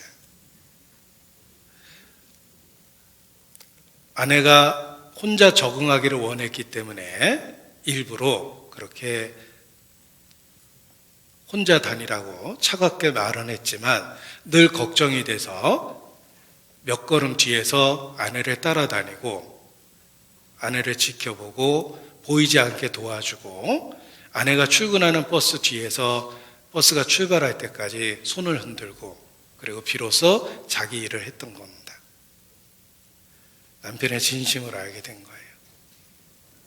하나님에 대해서도 마찬가지입니다. 우리는 이 세상에서 혼자 고생하는 줄 알았는데 그분은 우리의 삶에 들어오셨고 우리를 자신이 있는 세계로 옮기기 위해서 우리를 대신해서 십자가를 지셨습니다.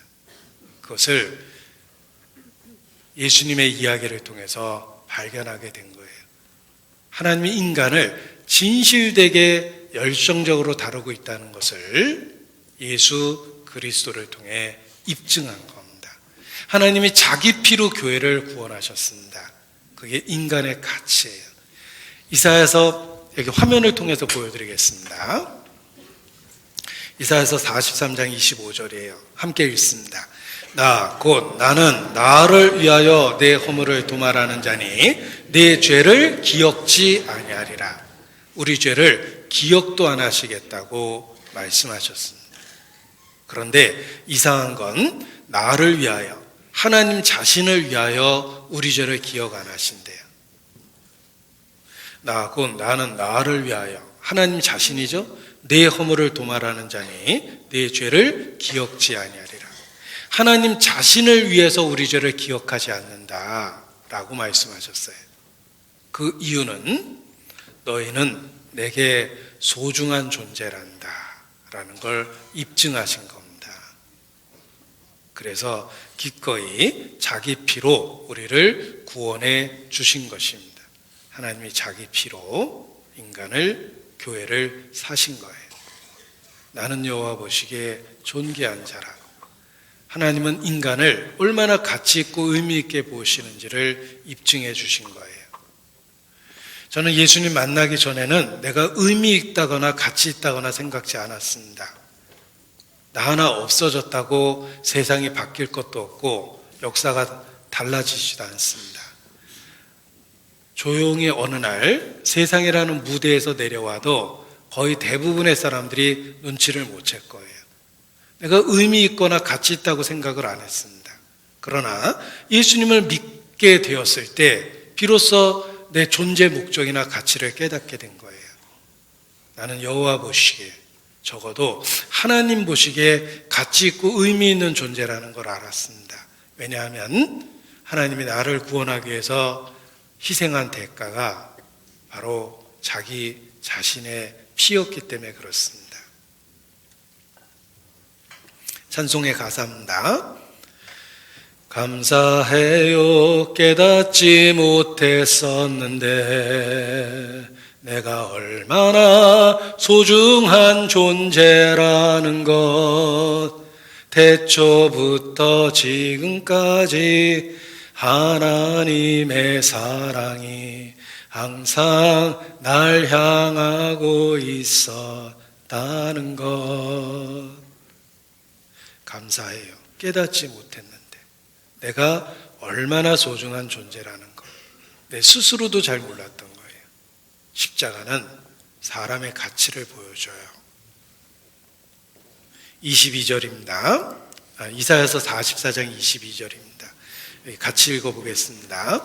내가 내 허물을 빽빽한 구름에 사라진 같이 내 죄를 안개에 사라진 같이 도말하였으니 너는 내게로 돌아오라. 내가 너를 구속하였음이니라. 우리가 이해할 수 있는 그림 언어를 썼습니다. 빽빽한 구름이 사라지는 것 같이, 자욱한 안개가 사라지는 것과 같이 우리의 죄를 도말해 버리셨어요. 이 도말이라는 말의 시각적 효과는 이렇습니다. 우리의 죄를 예수님의 피로 도말, 안 보이게 한 거예요.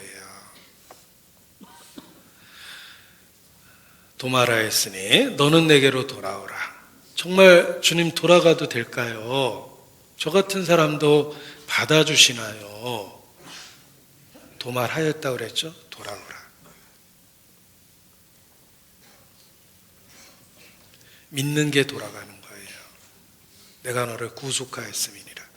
여기 구속이라는 단어는 반드시 알아야 될 성경적인 단어입니다.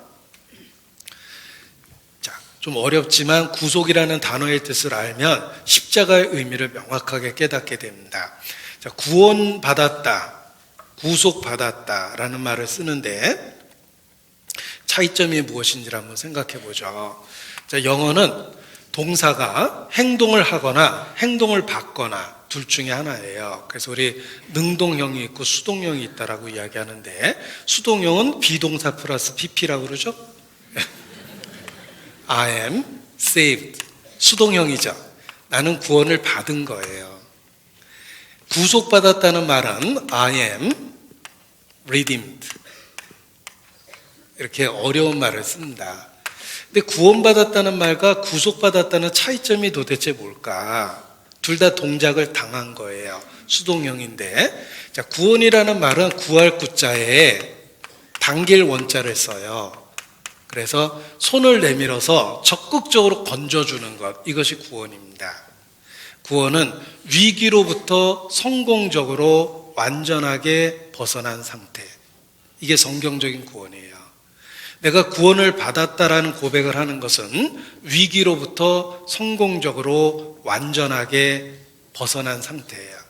죄와 심판으로부터 벗어났어요. 예수 그리스도의 피로. 나 구원받았네, 너 구원받았네, 우리 구원받았네, 주 말씀하시길 죄사슬 끊겼네, 우리 구원받았네. 주일학교 찬송가입니다. 예수 안에 있는 나에겐 결코 정죄함 없네, 생명의 성령의 법이 해방하였네. 로마서 8장 1절이에요. 나는 위기로부터 성공적으로 벗어났어요. 예수님 때문에. I'm saved. 나는 구원을 받았어요. 이렇게 표현하는 겁니다. 근데 구속받았다는 말은 무슨 뜻일까? 구자는 똑같아요. 구할 구자거든요. 구할 구자를 쓰는데 속자는 바꿀 속자를 씁니다. 살속, 바꿀 속이라고 그래요. 이 속자가 바꿀 속, 살속, 무역할 속이라고 이야기합니다. 그래서 동사로 쓰면 redeem이라는 표현을 쓰고 이걸 명사형으로는 redemption이라고 그래요. 이 구속받기 위해서 지불하는 돈을 랜섬이라고 그래요. 랜섬이라고 쓰니까 어디서 본 단어 같습니다. 어디서 봤냐면 랜섬웨어라고 이게 그 바이러스 중에 하나입니다. 남의 컴퓨터에 들어가서 다른 사람 파일을 못 쓰게끔 다 망가뜨려서 잠궈버리는 거예요. 그래서 어느 날 편지가 옵니다. 너 이거 네가 만든 파일 보고 싶으면 돈 50만 원만 내라. 그래서 그때 50만 원을 주면 안 풀어주면 할 수 없고요. 풀어주면 다시 내가 만든 컴퓨터 파일을 볼 수 있게 되는 거예요. 그때 지불하는 돈을 랜섬이라고 그래요. 그래서 그런 그 소프트웨어를 랜섬웨어라고 그러는 거예요. 굉장히 수준이 높네요. 네. 근데 제가 굳이 단어를 설명한 이유가 있습니다. 속자 때문에 그래요. 대가를 지불하다는 뜻이거든요. 우리가 구원받기 위해서는 대가가 지불됐다는 거예요. 그래서 구원은 결과예요. 위기로부터 성공적으로 완전하게 벗어났습니다. 근데 어떻게 구원을 하셨는가? 구원의 방법이 구속이에요. 어떻게 성공적으로 완전하게 벗어났냐면 구속받았어요. 대가가 지불돼서 풀려난 거예요.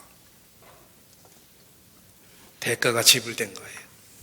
하나님의 피로 대가가 지불돼서 우리가 구원을 받게 됐다라는 걸 설명해 주려니까 이렇게 어려운 말을 쓴 겁니다. 보십시오. 어떤 사람이 필리핀에 관광을 갔는데 행방불명이 됐습니다. 연락이 또 끊겼어요. 가족과 동네 사람이 걱정했는데 몇 달 만에 꽁꽁 묶여있는 사진 한 장과 편지가 고향으로 왔습니다. 10억을 보내지 않으면 팔다리를 교대로 잘라서 보내겠다고 써 있었어요. 온 가족이 회의를 했습니다. 멀쩡한 사람을 죽게 할 수는 없다. 돈을 모았어요. 모든 친족이 10억을 모았습니다. 그래도 돈이 부족했는데 다행히 동네 사람들이 그 마음씨 좋은 아저씨가 어떻게 그렇게 변을 당했나 해서 아이들까지 저금통을 다 털었답니다. 10억을 만들었어요. 그리고 보냈습니다. 그 보낸 돈을 랜섬이라고 그러는 거예요. 그리고 초조하게 기다렸는데 며칠 뒤에 꽁꽁 묶인 상태로 살아있는 상태로 고속도로상에서 발견이 됐어요. 다행이죠. 그리고 드디어 고향에 왔습니다. 많은 사람들이 기뻐했습니다. 이제 성공적으로 완전하게 위기로부터 벗어났죠. 이분은 구원을 받았어요. 그런데 알고 보니까 어떻게 풀려났냐면 10억이 지불됐죠. 사실은 구속된 거예요. 대가가 지불돼서 풀려난 거예요. 이게 박구속자거든요. 10억을 주고 바꿔서 구해준 거예요. 근데 왜 이렇게 어려운 단어를 쓰셨냐면 우리가 구원받은 건 저절로 된 게 아니다. 대가가 지불됐다. 하나님이 자기 피로 사신 거예요. 그래서 엄청난 대가가 지불됐다는 걸 가르쳐 주려니까 구속되었다라는 표현을 쓴 겁니다. 그래서 이 단어를 명확하게 이해하면 내가 값없이 천국에 가지만 나 때문에 지불한 대가가 있다는 걸 깨닫게 됩니다. 예수님의 죽음과 부활이에요. 그래서 천국에 갈 수 있게 해준 겁니다. 이 구속이란 단어가 어려운 단어인데도 성경에 많이 쓰이는 단어입니다. 골로새서 1장 보시겠습니다. 골로새서 1장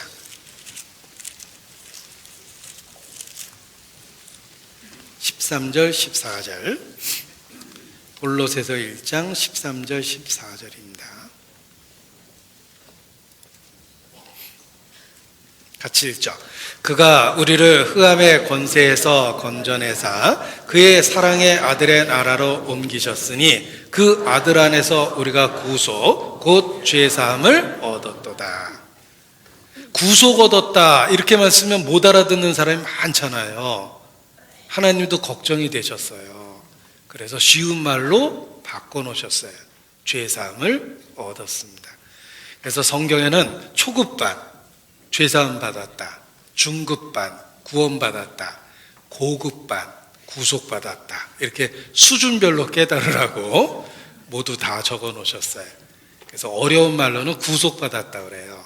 그러나 쉬운 말로는 죄사함 받았어요. 분명한 건 내 죄가 그리스도로 말미암아 완전하게 용서되었다는 것입니다.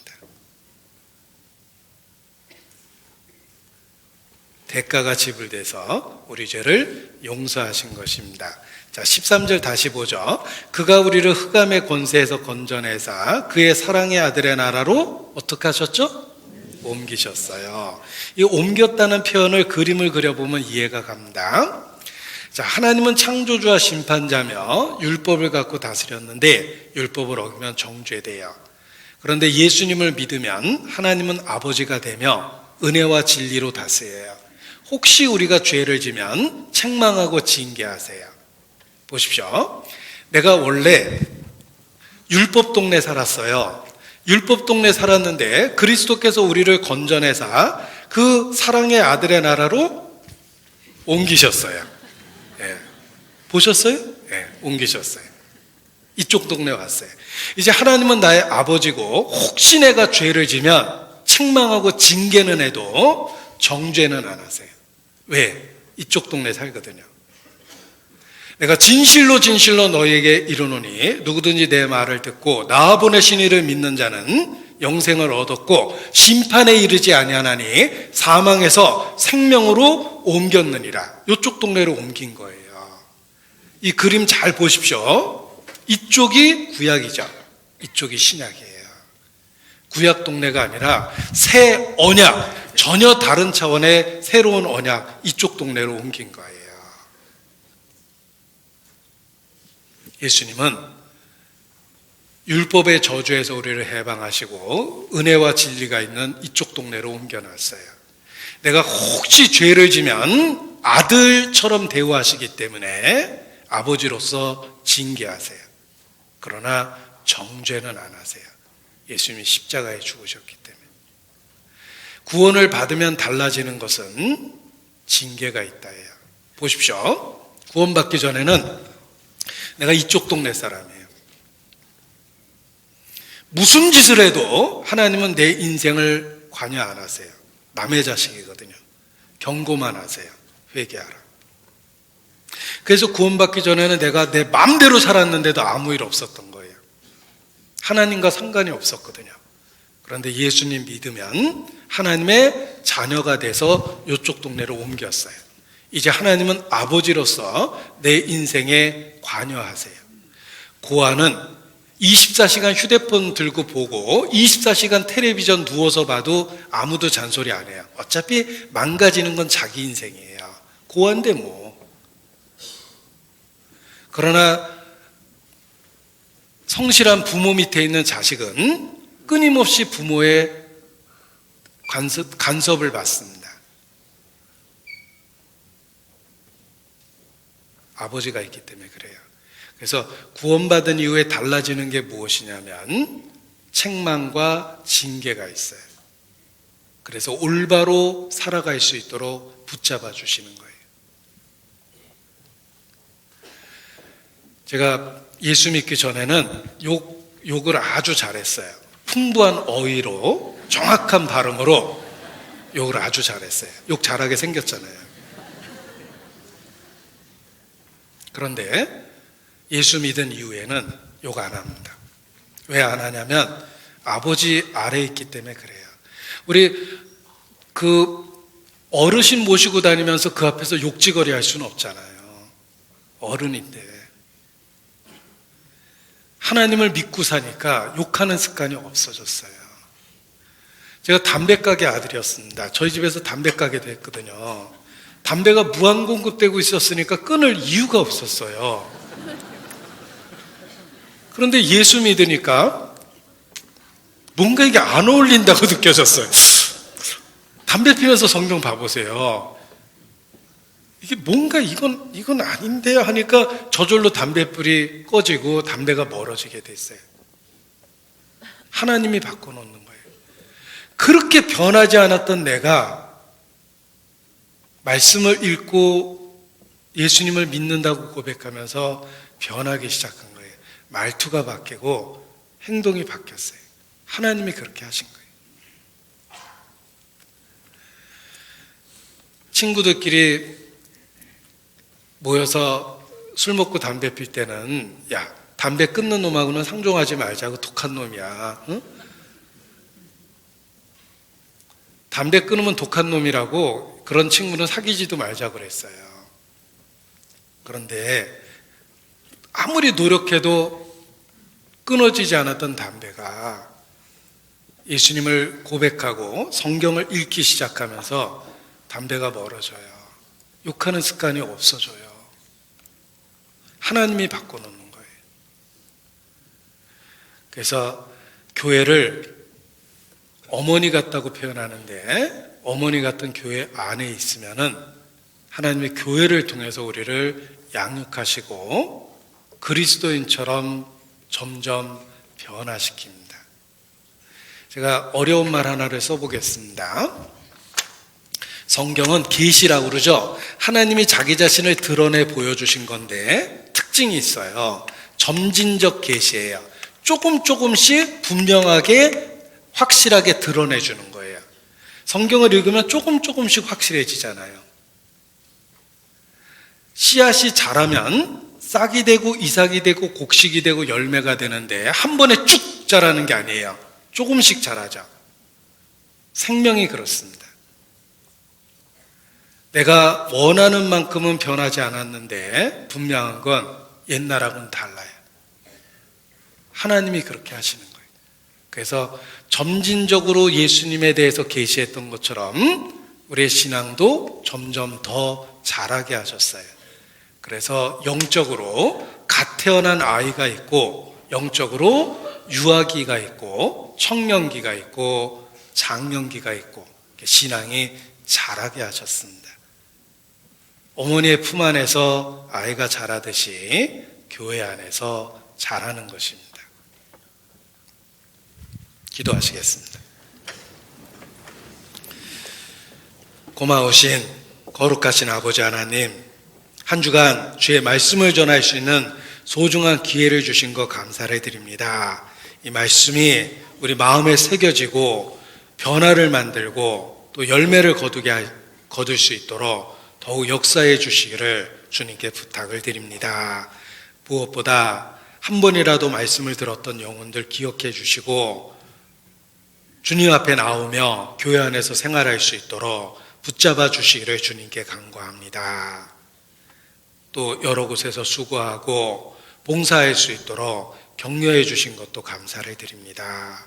주님 오시는 그날까지 교회 안에서 지체와 일원으로 생활할 수 있도록 붙잡아 주시기를 주님께 기도합니다. 주께 의지합니다. 고마우신 우리 구주 예수님 이름으로 기도합니다. 아멘.